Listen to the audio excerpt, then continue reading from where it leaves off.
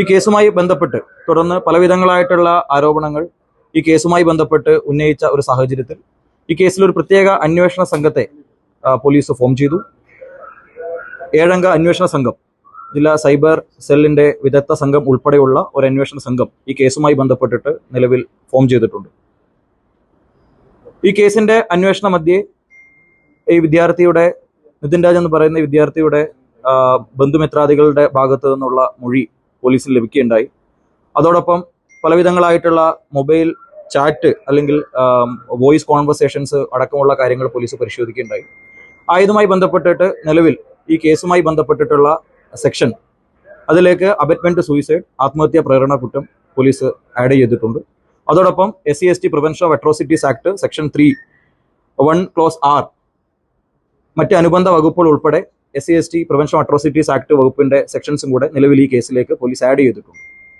ഇതോടൊപ്പം എന്തുകൊണ്ടാണ് ഇത്തരത്തിലുള്ള ഒരു സാഹചര്യം ഉണ്ടായത് എന്നുള്ളതിനെ പറ്റിയിട്ടുള്ള വിശദമായിട്ടുള്ള അന്വേഷണം ആണിപ്പോൾ അന്വേഷണ സംഘം നടത്തിക്കൊണ്ടിരിക്കുന്നത്.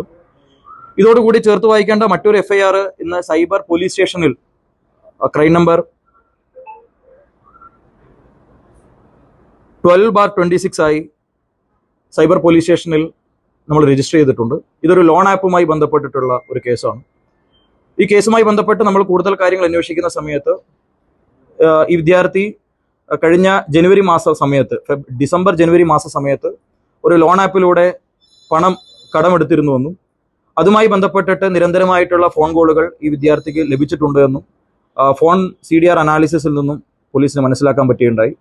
അതിനെ തുടർന്നുള്ള അന്വേഷണത്തിൽ ലോൺ എടുക്കുന്ന സമയത്ത് കോളേജിൽ തന്നെ മറ്റൊരു ടീച്ചറുടെ നമ്പർ ഈ ലോൺ കൊടുത്ത ഏജൻസിക്ക് ലഭിക്കുകയും ആ ടീച്ചറെയും ലോൺ ഡിഫോൾട്ട് ആവുന്ന സമയത്ത്, ഡ്യൂ ആവുന്ന സമയത്ത് ഈ ലോൺ ഏജൻസി വിളിക്കുകയും ചെയ്തിട്ടുണ്ട് എന്ന് നമ്മൾ മനസ്സിലാക്കിയിട്ടുണ്ട്.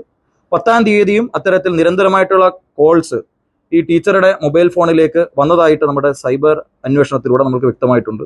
ആയതിനെ തുടർന്നിട്ടുള്ള ഒരു മാനസിക സമ്മർദ്ദം കൂടെ ഇതിലേക്ക് നയിച്ചിട്ടുണ്ടാകാം എന്നുള്ളതാണ് അന്വേഷണ സംഘത്തിന്റെ പ്രാഥമിക വിലയിരുത്തൽ.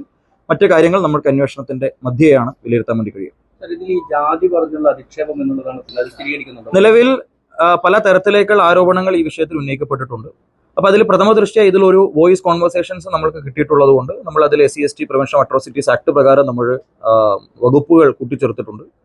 ആയതിലേക്ക് കൂടുതലായി ആ ക്ലാസ്സിലുള്ള മറ്റ് വിദ്യാർത്ഥികൾ, മറ്റ് ഹോസ്റ്റലിൽ താമസിക്കുന്ന മറ്റ് റൂംമേറ്റ്സ്, ഹോസ്റ്റൽ മേറ്റ്സ് തുടങ്ങിയ ആൾക്കാരുടെ ഒക്കെ വിശദമായിട്ടുള്ള മൊഴി നമ്മൾ രേഖപ്പെടുത്തേണ്ടതുണ്ട്. ആയത് രേഖപ്പെടുത്തിയാൽ മാത്രമാണ് നമുക്കതിൽ കൂടുതലായിട്ടുള്ള വ്യക്തത നമുക്ക് കൊണ്ടുവരാൻ വേണ്ടി കഴിയുള്ളൂ. പക്ഷേ നിലവിൽ ഇതിൽ SC/ST prevention of atrocities act പ്രകാരമുള്ള വകുപ്പുകൾ നമ്മൾ ചേർത്തിട്ടുണ്ട്.